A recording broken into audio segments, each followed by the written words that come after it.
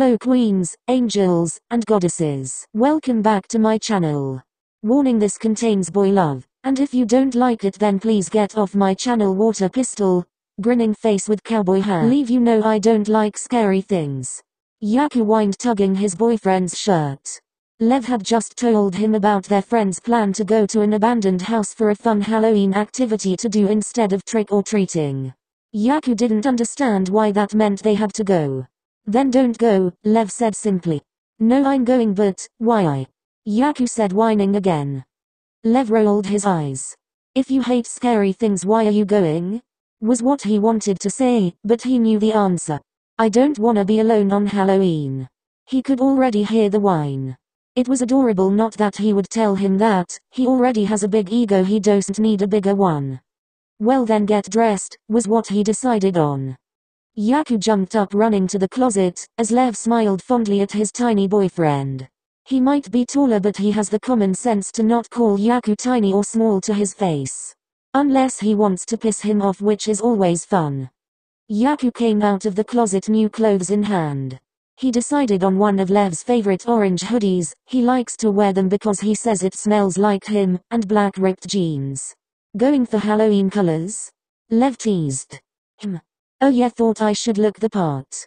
Yaku said, back in the closet for some shoes to wear. What part? Lev doesn't know either.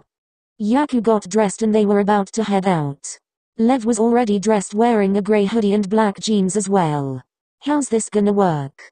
Yaku asked once they got downstairs.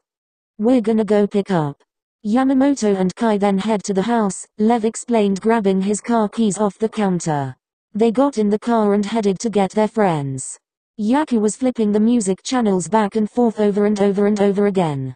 It was driving Lev crazy. Yaku did it a couple more times. Could you please stop? Lev snapped. He felt bad, but the music stopped changing, so they got Yamamoto and Kai and were now on their way to the house. Lev could tell Yaku was getting more and more scared, so he reached over and grabbed his hand that was tapping on the center console, keeping his eyes on the road the entire time. They spent the ride talking about how stupid this was and how Kuroo shouldn't be allowed to pick what they do next year. They got to the abandoned house and saw Kuroo's car with the other two. It was around 11 p.m. Kuroo rolled down his window as Lev was stopping the car. Hey, how are y'all? He joked. Fuck you, Lev said, flipping him off. Love you too. He rolled up his window before Lev could say anything else. They all got out of the car, stretching a bit. So, should I record our deaths? Yamamoto asked, completely serious. Yaku didn't like it very much. Oh shut up, we're not dying, he said, hitting him sharply. Okay, we aren't dying, but you should record us. Kai agreed. Yamamoto grabbed the camera, with a light Lev didn't know he brought. Kuroo handed out flashlights for everyone. Alright, let's get to recording and go, Kuroo yelled, holding Kenma's hand so he didn't wander away to play video games again. They were walking into the creepy house. It had writing and graffiti all over the place, and seemed like if the wind blew hard enough it would fall over, and it had what looked like 3 floors. It kinda reminded Lev of a dollhouse. Yaku was holding his hand tightly and he could hear Kuroo and Shibayama talking in the background. He pulled Yaku closer as they walked inside. The inside was unlike the creepy graffitied outside. The inside looked like a house from the 80s, but with more cobwebs and an evil spirit. Though he's not fully convinced houses in the 80s didn't come with them. Yaku squeezed his hand tighter and someone screamed, pulling him out of his thoughts. He looked around and saw the kitchen covered in what was either blood or ketchup. He was going with ketchup. So we've walked into the kitchen, which is probably where we're gonna die, Yamamoto narrated. It's covered in ketchup, Kai added. If this is ketchup, what's that? Kenma asked, pointing to fake human bones, totally fake. Yaku screamed, hiding in Lev's hoodie and burying his face in Lev's stomach. I don't want to be here anymore, Yaku mumbled. Wanna get on my back? Lev offered. Yaku looked up slightly before nodding. Lev moved a bit so Yaku could get on his back with little effort. We should move to a different room, Shibayama said, pointed his flashlight anywhere else but the bones. Good idea, Lev agreed. They walked for a bit more, not really seeing anything. They walked upstairs to some bedrooms. One of them had a baby crib. I hope they took the baby with them, Kuroo said, trying to lighten the mood. The baby probably died just like the person downstairs. Or they were kidnapped. Kenma stated matter-of-factly. He wasn't wrong, but they were gonna ignore it. Guys, I found the attic. Kai yelled from the hallway. They all rushed over to him. He had pulled down the ladder to the attic. So we're gonna die in the attic instead of the kitchen? Kai asked. Yep. Yamamoto said, climbing the attic with the camera. Well, Kuroo said, going to the ladder, pulling Kenma with him. The rest of them just looked before Lev was like fuck it, and climbed up the ladder. Yaku was unhappy with the decision. Lev, what the fuck is wrong with you? He yelled. Lev laughed, ignoring him. They got up to the attic and Kuroo, Kenma, and Yamamoto were just standing all staring at one spot. Lev went to go see what they were looking at, and he found an old doll wearing a white wedding dress holding a knife with blood. Guys! Kai yelled from behind them. They all screamed and jumped. What is that, a doll? With a bloody knife? Kai asked, pointing the flashlight at it. Yeah, when I said we were gonna die in the attic I was right, Yamamoto said. If we don't wanna die right now, I suggest we run. Shibayama yelled, Jing back down the ladder. They froze for a second before running to the ladder too. Run, you idiots. He yelled one more time further away. They ran down the ladder, then the stairs, then out of the house. They got outside, then had to stop for a second to catch their breath. I'm not gonna be able to sleep by myself tonight, Kai wheezed. I don't think anyone is, Kuroo said. So what I'm hearing is last minute sleepover? Yaku asked. I think we should get food first, Kenma said. After he said it, Shibayama's stomach growled. Kuroo laughed. Food and figure out where to sleep. Guys, is that the doll at the door?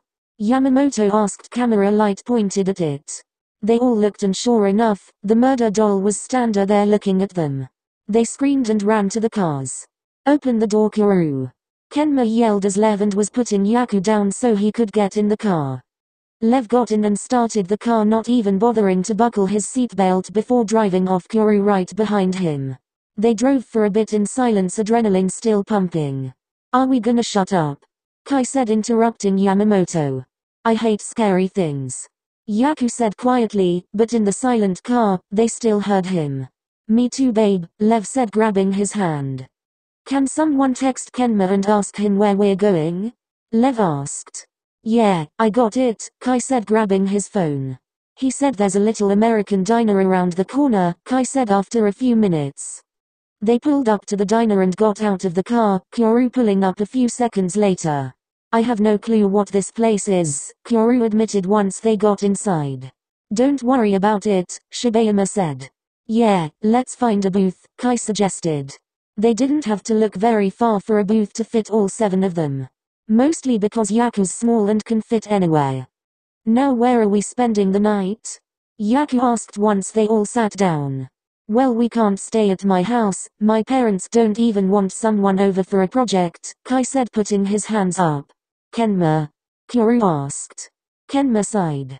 Seeing as my parents aren't home for the rest of the week, I guess that would work. Great, now food. Shibayama cheered. A waitress came over and asked them what they wanted. Yaku said chicken nuggets and a vanilla milkshake. Yamamoto said a burger and fries with a Coke. Kuroo said the same thing but lemonade. Kenma said bottomless fries with some Sprite and a chocolate milkshake. Lev said a hot dog, fries and strawberry lemonade. Kai said he just wanted a mint chocolate milkshake, and Shibayama said he wanted a burger with no tomatoes or pickles, chicken nuggets and fries, a water and a strawberry milkshake. They all looked at him, but the death glare made them look right back. They talked and joked while they waited for their food to come. Then they ate in mostly silence, occasionally someone talking about how good their food is or how hungry they really were. After they ate, they got back in their respective cars, except Shibayama went with Lev and them because he didn't want to listen to Kenma and Kuroo arguing anymore. They rode in silence, the only sound the radio that was playing some music Yaku had put on. They were all tired and on the verge of passing out. They got to Kenma's house at around 3 a.m. parked in the garage, and Kuroo and Lev had to wake everyone up. After they did, Yaku clung onto Lev like he did when he was tired, so he had to walk around carrying him. Where are we sleeping? Kuroo whispered to Kenma. Living room. he mumbled out, pointing in what he thought was the direction. Fort? Yamamoto asked, everyone else perking up at that. MMMHPH. Kenma said. He flopped onto the couch immediately after they got into the living room. I know where the extra blankets are, Kuroo said, leading Yamamoto, Kai, and Shibayama to them. Lev sat on the couch, laying Yaku on it next to Kenma. Yaku, searching for warmth, huddled over to Kenma and they cuddled, both wanting body heat. Lev went to go find the others. He found them holding blankets and pillows, in a closet. Perfect. You can help us grab more, Kai said, giving Lev the things he was holding. Come on guys, it's time to make the fort, Kuroo said. They went back to the living room, dropping everything on the floor. We have to build a fort without disturbing Kenma and Yaku too much, Kuroo commented, obviously figuring out what to do. After much consideration, they started working on the fort, and around an hour later at 4 a.m. they were done. I'm so fucking tired, Kai said, flopping onto a pile of pillows they have to put out. They woke Kenma and Yaku up so they could get into the fort with everyone else. They did, with many complaints. After everyone got situated, Kuroo put on a kids movie for background noise or anyone that couldn't sleep anymore. It was some Disney movie Lev thinks is called Cinderella. He didn't get to watch much of it though because he immediately fell asleep curling into whoever was next to him. After all, they were warm. He didn't have any nightmares that night, so he would say mission accomplished. Warning: this fanfiction does not belong to me, neither does the fan art. Credits to the original artist and author to the fan art and the fanfiction. Haikyuu does not belong to me either. Well, bye children, smiling face with hearts.